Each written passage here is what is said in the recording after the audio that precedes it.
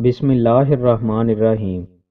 رسول اللہ صلی اللہ علیہ وآلہ وسلم نے ارشاد فرمایا، مومنوں میں سے کامل ایمان والا وہ شخص ہے جو ان میں سے اچھے اخلاق والا ہے، اور تم میں سے بہتر وہ ہے جو اپنی عورتوں کے لیے بہتر ہے۔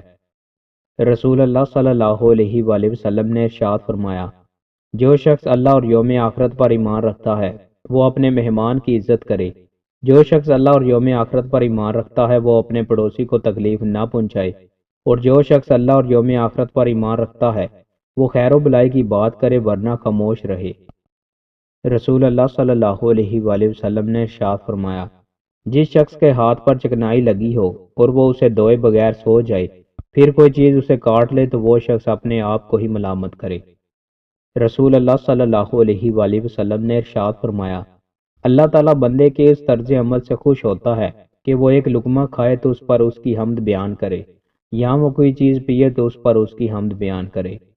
حضرت انس رضی اللہ تعالیٰ عنہ سے روایت ہے کہ ایک درزی نے نبی صلی اللہ علیہ وآلہ وسلم کو کھانے پر مدعو کیا جو کہ اس نے خصوصی طور پر تیار کیا تھا۔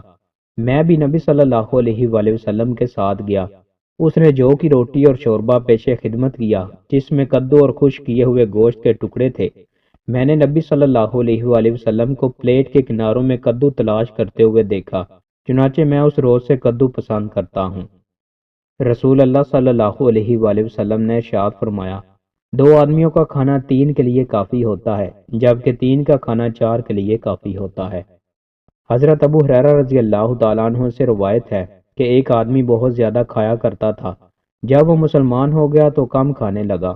نبی صلی اللہ علیہ وآلہ وسلم سے اس کا ذکر کیا گیا تو آپ صلی اللہ علیہ وآلہ وسلم نے فرمایا، مومن ایک آنت میں کھاتا ہے جبکہ کافر 7 آنتوں میں کھاتا ہے۔ رسول اللہ صلی اللہ علیہ وآلہ وسلم نے ارشاد فرمایا، جو شخص 12 سال اذان دے تو اس کے لیے جنت واجب ہو جاتی ہے، اور اس کی اذان کی وجہ سے اس کے حق میں یومیہ 60 نیکیاں اور ہر اقامت کے بدلے 30 نیکیاں لکھی جاتی ہیں۔ دوستو، مزید اچھی ویڈیوز کے لیے ہمارے چینل کو سبسکرائب لازمی کریں۔ بہت شکریہ۔